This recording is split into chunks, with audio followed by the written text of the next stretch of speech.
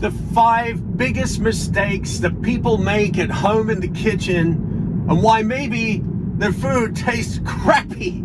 Sticking to the cooking times listed in recipes, no matter how the food looks. The recipe says roast it for 20 minutes.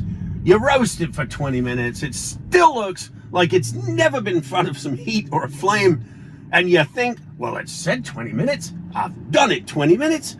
It must be ready. No, cook your food by how it looks.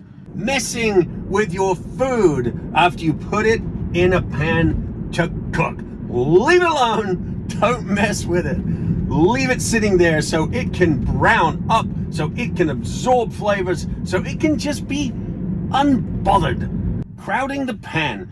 When you're trying to brown something and give it color and flavor in the pan, and you crowd it, it will take longer and it will mess up your cookery. It will mess up your food. It will dry it out. It will just not work. Trying to cut, chop, slice, dice, mince with a blunt knife. Don't do it. It's dangerous and it just won't work. And drum roll, please. Number 1 of the top 5 biggest mistakes we make when cooking at home is incorrect seasoning. Too much salt. Not enough salt.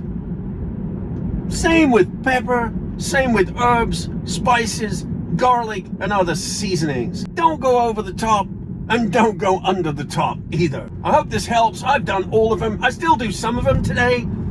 It's just the way it is. Don't stress it. Have fun. And stop cooking crappy food.